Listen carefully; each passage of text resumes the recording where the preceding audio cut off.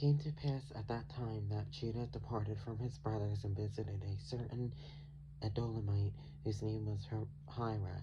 And Judah saw there a daughter of a certain Canaanite whose name was Shua, and he married her and went into her. So she conceived and bore a son, and he called his name Er. She conceived again and bore a son, and she called his name Onan. And she conceived yet again, and bore a son, and called his name Shelah. He was at Shezib when she bore him. Then Judah took a wife for Er, his firstborn, and her name was Tamar. But Er, Judah's firstborn, was wicked in the sight of the Lord, and the Lord killed him. And Judah said to Onan, "Go into your brother's wife and marry her, and raise up an heir to your brother." But Onan knew that the heir would not be his, and it came to pass, when he went into his brother's wife, that he emitted on the ground, lest he should give an heir to his brother. And the thing which he did displeased the Lord, therefore he killed him also. Then Judah said to Tamar, his daughter-in-law, "Remain a widow in your father's house my father's house till my son Shelah is grown." For he said, lest he also die like his brothers. And Tamar went and dwelt in her father's house.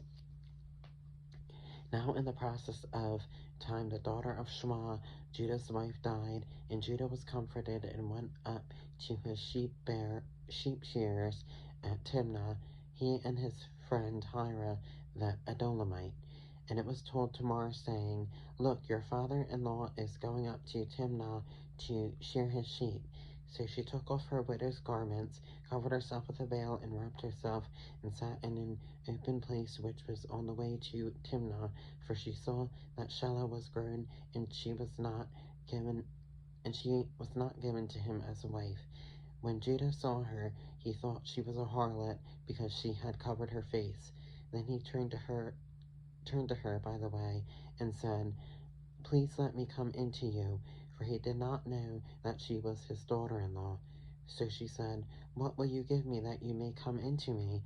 And he said, "I will send a young goat from the flock." So she said, "Will you give me a pledge till you send it?" Then he said, "What pledge shall I give you?" So she said, "Your signet and cord, and your staff that is in your hand." Then he gave them to her, and went into her, and she conceived by him. So she arose and went away, and laid aside her veil, and put on the garments of her widowhood. And Judah sent the young goat by the hand of his friend the Edolamite to receive his pledge from the woman's hand, but he did not find her. Then he asked the men of that place, saying, "Where is the harlot who was openly by the roadside?" And they said, "There was no harlot in this place." So he returned to Judah and said, "I cannot find her." Also the men of the place said, "There was no harlot in this place." Then Judah said, "Let her take them for herself, lest we be shamed, for I sent this young goat, and you have not found her." And it came to pass about 3 months after that Judah was told, saying, "Tamar your daughter-in-law has played the harlot. Furthermore, she is with child by harlotry."